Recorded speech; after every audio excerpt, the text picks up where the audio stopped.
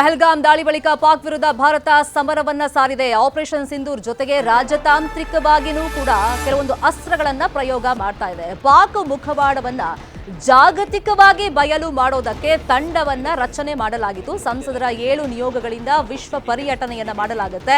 ಇವತ್ತು ಐರೋಪ್ಯ ರಾಷ್ಟ್ರಗಳಿಗೆ ಜೈಶಂಕರ್ ಭೇಟಿಯನ್ನ ಕೊಡ್ತಾ ಇದ್ದಾರೆ. ಪಾಕ್ನ ನಿಜ ಬಣ್ಣ ಬಯಲು ಮಾಡೋದಕ್ಕೆ ಈ ಟೀಮ್ ಇದೀಗ ಪ್ರಪಂಚ ಪರ್ಯಟನೆಯನ್ನ ಮಾಡ್ತಾ ಇದೆ. ಇನ್ನು ಭಾರತದ ಪ್ರವಾಸಕ್ಕೂ ಮುನ್ನ ಪಾಕ್ IMF ಶಾಕ್ ಅನ್ನ ಕೊಟ್ಟಿದೆ.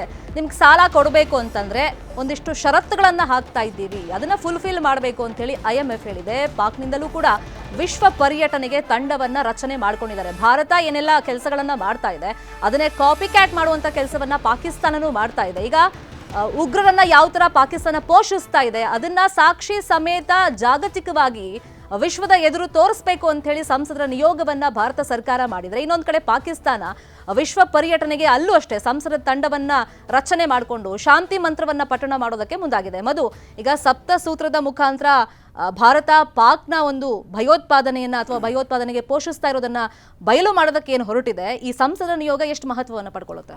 ಕಳೆದ 1 ದಶಕದಿಂದ ಪಾಕಿಸ್ತಾನ ಅನ್ನುವಂಥದ್ದು ಕಂಪ್ಲೀಟ್ಲಿ ಗ್ಲೋಬಲಿ ಐಸೋಲೇಟ್ ಆಗಿತ್ತು. ಅಫ್ಕೋರ್ಸ್ ಅವ್ರಿಗೆ ಅವ್ರದ್ದೇ ಆದಂಥ ಆದ್ಯತೆಗಳು ಅವಕಾಶಗಳ ಕಾರಣಕ್ಕೆ ಚೀನಾ ಜೊತೆ ಒಂದಷ್ಟು ಪ್ರಾಕ್ಸಿಮಿಟಿ ಮತ್ತು ಅವರು ಬೆಲ್ಟ್ ಅಂಡ್ ರೋಡ್ ಪ್ರಾಜೆಕ್ಟ್ ಕಾರಣಕ್ಕೆ ಇತ್ತು. ಆದರೆ ಅದರ ಆಚೆಗೆ ಮುಸ್ಲಿಂ ರಾಷ್ಟ್ರಗಳ ನಡುವೆಯೂ ಕೂಡ ಈಗ ಅಜರ್ಬೈಜಾನ್ ಮತ್ತು ಟರ್ಕಿ ಇದರ ಸಪೋರ್ಟ್ ಇರಬಹುದು. ಅದರ ಆಚೆಗೆ ಈಗ ಸೌದಿ, ಕತಾರ್ ಇಂತಹ ದೇಶಗಳ ಸಪೋರ್ಟ್ ಅನ್ನು ಕೂಡ ಸಿಗದ ರೀತಿ ಐಸೋಲೇಟ್ ಮಾಡುವಲ್ಲಿ ಭಾರತದ ವಿದೇಶಾಂಗ ನೀತಿ ಅತ್ಯಂತ ದೊಡ್ಡ ಮಟ್ಟದ ಯಶಸ್ಸನ್ನು ಸಾಧಿಸಿತ್ತು. ಅದಕ್ಕೆ ಪೂರಕವಾಗಿ ಕಳೆದ 1 ದಶಕದಲ್ಲಿ ಕಾಶ್ಮೀರ ಅನ್ನುವಂಥದ್ದು ಒಂದು ಗ್ಲೋಬಲ್ ಅಜೆಂಡಾನೇ ಅಲ್ಲ, ಅದು ಚರ್ಚೆಗೆ ಒಂದು ಇರುವಂತಹ ವಸ್ತುವೇ ಅಲ್ಲ, ಅದು ನಮ್ಮ ಅವಿಭಾಜ್ಯ ಅಂಗ ಅನ್ನುವಂಥದ್ದನ್ನು ತುಂಬ ಸ್ಪಷ್ಟವಾಗಿ ನಿರ್ಣಾಯಕವಾಗಿ ತಿಳಿಸಿತ್ತು ಇಡೀ ಜಗತ್ತಿಗೆ. ಜಗತ್ತು ಕೂಡ ಅದನ್ನು ಬಹುತೇಕ ಒಪ್ಕೊಂಡಿತ್ತು. ಆದರೆ ವೇರಾಸ್ ಪಾಕಿಸ್ತಾನಕ್ಕೆ ಅದರ ಅಸ್ತಿತ್ವ ಇರುವಂಥದ್ದೇ ಇಂಥದ್ದೊಂದು ಕಾಶ್ಮೀರದ ಒಂದು ವಿಚಾರದಲ್ಲಿ ಭಾರತದ ಜೊತೆ ಈಕ್ವೇಷನ್ ಅಂತ ಬಂದೆ, ಅಭಿವೃದ್ಧಿಯಲ್ಲಿಲ್ಲ ಅಥವಾ ಯಾವುದೇ ಭೌಗೋಳಿಕ ಸಂಪನ್ಮೂಲಗಳಿಲ್ಲ, ವಿಶ್ವಮಾನ್ಯತೆ ಇಲ್ಲ, ಯಾವುದರಲ್ಲೂ ಕೂಡ ಅದಕ್ಕೆ ಭಾರತದ ಜೊತೆ ಒಂದು ಸರಿಸಮಾನವಾದ ಒಂದು ಭವಿಷ್ಯ ಅನ್ನುವಂಥದ್ದೇ ವಸ್ತುಸ್ಥಿತಿಯೇ ಇಲ್ಲ. ಆ ಕಾರಣಕ್ಕೆ ಅವ್ರು ಏನು ಮಾಡಿದ್ರು, ಇದನ್ನು ಮತ್ತೆ ಗ್ಲೋಬಲ್ ಅಜೆಂಡಾ ಮಾಡಬೇಕು ಅನ್ನೋ ಕಾರಣಕ್ಕೆ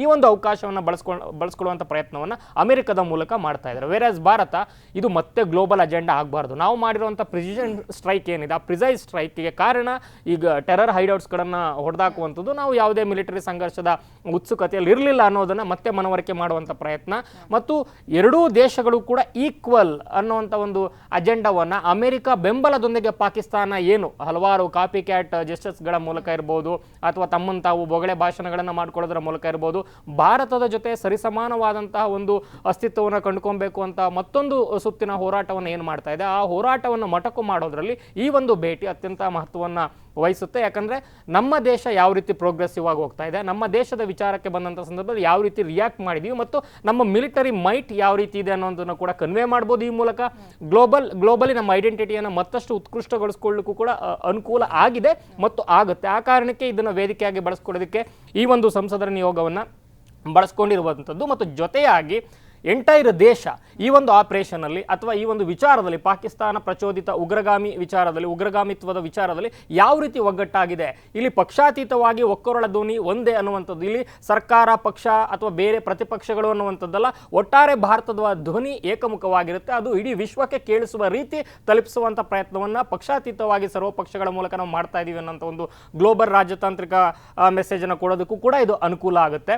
ಅಟ್ ದ ಸೇಮ್ ಟೈಮ್ ಪಾಕಿಸ್ತಾನಕ್ಕೆ ಈಗಾಗಲೇ IMF with conditions additional 11 conditions ಹಾಕಿ ಏನು ದುಡ್ಡನ್ನು ರಿಲೀಸ್ ಮಾಡಿದೆಯಲ್ಲ, ಆ ದುಡ್ಡನ್ನು ರಿಲೀಸ್ ಮಾಡಿರುವಂಥದ್ದು ಆ ಕಂಡೀಷನ್ಗಳು ಆದಷ್ಟು ಈಗ ಅಫ್ಕೋರ್ಸ್ ಅಮೆರಿಕ ರಾಜನಾಥ್ ಸಿಂಗ್ ಅವರು ರಿಕ್ವೆಸ್ಟ್ ಮಾಡ್ಕೊಂಡಿದ್ರು ಮತ್ತೆ ಉಗ್ರರ ಪೋಷಣೆಗೆ ಆ ದುಡ್ಡನ್ನ ಕೊಟ್ಟಿದ್ದಾರೆ. ಈಗ 14 ಕೋಟಿ ಕೊಟ್ಟಿದ್ದಾರೆ ಪರಿಹಾರನ, ಅದು ಕ್ವೈಟ್ ವಿಸಿಬಲ್. ಅದರ ಆಚೆಗೂ ಕೂಡ ಇನ್ನೂ ಕೂಡ ಜಾಸ್ತಿ ಎಕ್ಸ್ಪ್ಯಾಂಡ್ ಆಗಬಾರ್ದು ಅಥವಾ ಮತ್ತಷ್ಟು ಒತ್ತಡ ಸೇರಬೇಕು. ಈ ಒಂದು ಸಾಲದ ಮೇಲಿನ ಷರತ್ತುಗಳು ಅಟ್ಲೀಸ್ಟ್ ಒಂದು 50% ಜೆನ್ಯೂನ್ ಆಗ್ಲೂ ಕೂಡ ಇಂಪ್ಲಿಮೆಂಟ್ ಆಗಬೇಕು ಅಂತಂದ್ರೆ ಇಂತಹ ನಿಯೋಗಗಳ ಮೂಲಕ ಕೊಡುವಂತ ಸಂದೇಶ ಮಹತ್ವದ್ದಾಗಿದೆ. ನಮ್ಮ ಸಂಸದರ ನಿಯೋಗದ ಮಹತ್ವ ಹೇಳಿದ್ರು ಮಧು. ಚಿದಾನಂದ ಪಟೇಲ್ ಈಗ ಪಾಕಿಸ್ತಾನನೂ ಸೇಮ್ ಮಾಡ್ತಾ ಇದೆ, ಅಂದ್ರೆ ಕಾಪಿ ಕ್ಯಾಟೆ ಮಾಡ್ತಿದೆ. ಅಲ್ಲೂ ಸಂಸದರ ನಿಯೋಗ ರಚನೆ ಮಾಡಿ ಶಾಂತಿ ಸಾರುವಂತ ನಿಟ್ಟಿನಲ್ಲಿ ಜಾಗತಿಕವಾಗಿ ಭಾರತ ನಮ್ಮ ಜೊತೆಗೆ ಬರಲಿ, ಕೂತ್ಕೊಂಡು ಮಾತಾಡ್ಲಿ ಅಂತ ಸಂದೇಶ ಸಾರೋದಕ್ಕೆ ಪಾಕಿಸ್ತಾನ ಹೊರಟಿದೆ. ಈ ನಿಟ್ಟಿನಲ್ಲಿ ಈಗ ಟರ್ಕಿ, ಚೀನಾ ಬಿಟ್ರೆ ಮತ್ತೆ ಯಾರೂ ಸಪೋರ್ಟಿವ್ ಆಗಿಲ್ಲ, ಇನ್ಫ್ಯಾಕ್ಟ್ ಮುಸ್ಲಿಂ ರಾಷ್ಟ್ರಗಳು ಸಪೋರ್ಟಿವ್ ಆಗಿಲ್ಲ. ಹೀಗಾಗಿ ಈ ಶಾಂತಿ ಮಂತ್ರ ಎಷ್ಟು ಫಲಿಸುತ್ತೆ ಪಾಕಿಸ್ತಾನದ್ದು? ನಾವು ಶಸ್ತ್ರ ಹೋರಾಟ ಬೇರೆ, ರಾಜತಾಂತ್ರಿಕ ಹೋರಾಟ ಅದಕ್ಕಿಂತ ಮಹತ್ವದಾಗಿರ್ತಕ್ಕಂಥ. ಯಾಕಂತೇಳಿದ್ರೆ ನಾವು ಜಾಗತೀಕರಣ, ಉದಾರೀಕರಣ ಮತ್ತು ಕ್ರಾಸೀಕರಣದಲ್ಲಿ ಇಡೀ ಜಗತ್ತು ಆಗಿರ್ತಕ್ಕಂಥದ್ದು. ಮತ್ತು ರಾಜತಾಂತ್ರಿಕ ಹೋರಾಟ ಎಷ್ಟು ಮುಖ್ಯ ಅಂತ ಹೇಳಿದ್ರೆ, ಈಗ ಪಾಕಿಸ್ತಾನ ಮಾಡುವ ಭಯೋತ್ಪಾದನೆ ಮತ್ತು ಉಗ್ರರಿಗೆ ಬೆಂಬಲ ಕೊಡ್ತಿರ್ತಕ್ಕಂಥದ್ದು. ನಿಮಗೆ ನೋಡಿ, ನಾವು ಮೊದಲ ಹಂತದ ಜಯವನ್ನು ಸಾಧಿಸ್ತೀವಿ, ರಾಜತಾಂತ್ರಿಕ ಜಯ ಅಂತಲೇ ಕರಿಬೇಕು. ಯಾಕಂತ ಹೇಳಿದ್ರೆ ಇಂಟರ್ನ್ಯಾಷನಲ್ ಮಾನಿಟರ್ ಫಂಡ್ಗೆ ಹಣ 8,500 ಕೋಟಿ ರಿಲೀಸನ್ನು ಮಾಡಿದ್ದಾರೆ.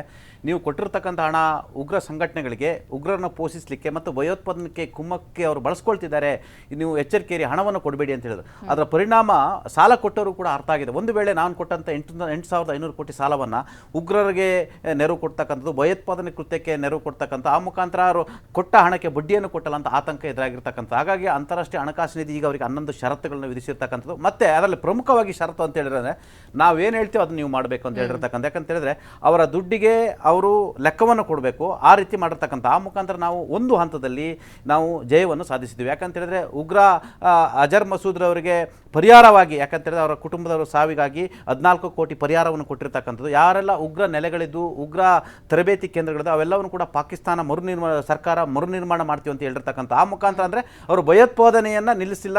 ಭಾರತ ಹೇಳಿತು ಭಯೋತ್ಪಾದನೆಗೆ ಕುಮ್ಮಕ್ಕು ಕೊಡಬಾರ್ದು ಮತ್ತು ಉಗ್ರರಿಗೆ ಬೆಂಬಲವಾಗಿ ನಿಲ್ಲಬಾರ್ದು, ಎಲ್ಲಿವರೆಗೆ ನಿಲ್ತೀರಾ ಅಲ್ಲಿವರೆಗೆ ನಾವು ಹೋರಾಟವನ್ನು ಮಾಡ್ತೀವಿ ಅಂತ ಹೇಳಿದ್ರೆ, ಅಫ್ಕೋರ್ಸ್ ಈಗ ಅದು ನಿಜ ಆಗ್ತಿರ್ತಕ್ಕಂಥದ್ದು. ಆ ಮುಖಾಂತರ ಅವರು ಈಗಾಗಲೇ ಉಗ್ರರಿಗೆ ಬೆಂಬಲವಾಗಿ ಅವ್ರಿಗೆ ಸರ್ಕಾರವೇ ಸಹಾಯ ಮಾಡ್ತಿರ್ತಕ್ಕಂಥದ್ದು. ಇದು ಒಂದು ಭಾಗ.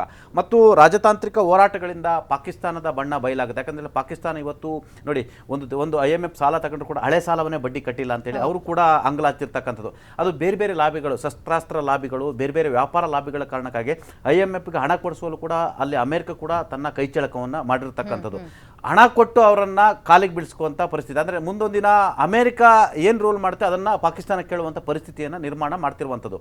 ಆ ಮುಖಾಂತರ ಈ ರಾಜತಾಂತ್ರಿಕ ಹೋರಾಟ ಎಷ್ಟು ಮುಖ್ಯ ಅಂತ ಹೇಳಿದ್ರೆ, ನಾವು ವಿಶ್ವದ ಮುಂದೆ ಪಾಕಿಸ್ತಾನವನ್ನು ಬೆತ್ತಲೆಯನ್ನು ಮಾಡ್ತಿದ್ದೀವಿ. ಅಭಿವೃದ್ಧಿ, ವ್ಯಾಪಾರ, ವಹಿವಾಟು, ಸ್ನೇಹ, ಸಂಬಂಧಗಳು, ಶಾಂತಿ ಮಾತುಕತೆಗಳ ನಡುವೆ ಒಂದು ದೇಶ ಯಾವ ರೀತಿ ದೇಶವನ್ನು ಇನ್ನೊಂದು ರಾಷ್ಟ್ರವನ್ನು ದ್ವೇಷವನ್ನು ಮಾಡ್ತಿದೆ, ಆ ಮುಖಾಂತರ ನಾಗರಿಕರನ್ನ ಗುರಿಯಾಗಿಸ್ಕೊಂಡು ಹತ್ಯೆಯನ್ನು ಮಾಡ್ತಿರುವಂಥದ್ದು, ಉಗ್ರ ಸಂಘಟನೆಗಳು ಮತ್ತು ಭಯೋತ್ಪಾದಕರಿಗೆ ಬೆಂಬಲ ಕೊಡುವ ಮುಖಾಂತರ ಇನ್ನೊಂದು ದೇಶದ ಸರ್ವನಾಶಕ್ಕೆ ಪ್ರಯತ್ನವನ್ನು ಮಾಡ್ತಿರ್ತಕ್ಕಂಥದ್ದು. ಇದು ಮನುಜ ಕುಲದ ನಾಶಕ್ಕೆ ಯತ್ನ ಮಾಡ್ತಿರುವಂತೇಳಿ ನಾವು ಸಾಕ್ಷಿ ಸಮೇತ ಕೊಡ್ತಿರೋದ್ರಿಂದ ಇದಕ್ಕಾಗಿ ಒಂದು ವ್ಯವಸ್ಥೆ ಇದೆ, ವಿಶ್ವಸಂಸ್ಥೆ ಇರ್ತಕ್ಕಂಥದ್ದು, ಅಲ್ಲೊಂದು ಭದ್ರತಾ ಮಂಡಳಿ ವ್ಯವಸ್ಥೆ ಇರ್ತಕ್ಕಂಥದ್ದು, ಅಂತಾರಾಷ್ಟ್ರೀಯ ಮಾನಿಟರ್ ಫಂಡ್ ಇರ್ತಕ್ಕಂಥದ್ದು. ಈ ಎಲ್ಲ ಮುಖಾಂತರ ಪಾಕಿಸ್ತಾನದ ಮುಖವಾಡವನ್ನು ಬಯಲು ಮಾಡತಕ್ಕಂಥದ್ದು ಮತ್ತು ಅದನ್ನು ಕಟ್ಟಿ ಹಾಕುವಂಥ ಒಂದು ರಾಜತಾಂತ್ರಿಕ ಅತ್ಯಂತ ಯಶಸ್ವಿ ಹೋರಾಟ. ಬಹುಶಃ ಭಾರತ ದೇಶದ ಈ ಸರ್ಕಾರದ ಈ ನಿರ್ಧಾರ ಇದೆಯಲ್ಲ, ಇದು ಮೆಚ್ಚುವಂಥದ್ದು. ಯಾಕಂತೇಳಿ ರಾಜತಾಂತ್ರಿಕ ಹೋರಾಟದ ಮುಖಾಂತರ ಪಾಕಿಸ್ತಾನಕ್ಕೆ ಮುಂದೆ ಯಾವ ಚೈನಾ ಅವರಿಗೆ ಸಪೋರ್ಟನ್ನು ಮಾಡ್ತಿತ್ತು, ಅದೇ ಚೈನಾ ಹಿಂದಡಿ ಹಿಡಿಯುವ ಸಾಧ್ಯತೆ ಇರ್ತಕ್ಕಂಥ. ಯಾಕಂದ್ರೆ ನೀವು ವಿಶ್ವಸಂಸ್ಥೆ ವಿರುದ್ಧ ಅವರು ನಿಲ್ಲಿಕ್ಕಾಗಲ್ಲ, ಇಡೀ ಜಗತ್ತಿನ ವಿರುದ್ಧ ಚೈನಾ. ಮೇ 23ನೇ ತಾರೀಕಿನ ನಂತರ 10 ದಿವಸ ಯಾವ ತರ ನಿಯೋಗ ಎಲ್ಲೆಲ್ಲಿ ಭೇಟಿ ಕೊಡುತ್ತೆ, ಏನೆಲ್ಲ ಬೆಳವಣಿಗೆ ಆಗುತ್ತೆ ಅಂತ. Thank you so much Patel, join ಆಗಿದ್ದಕ್ಕೆ. Thank you so much join ಆಗಿದ್ದಕ್ಕೆ. ಇದಾಗಿತ್ತು ಈ ಹೊತ್ತಿನ ಮಾತುಕತೆ. ನೋಡ್ತಾರೆ News 18 ಕನ್ನಡ, ಜಾಲ ನಮ್ಮದು, ಬಲ ನಿಮ್ಮದು.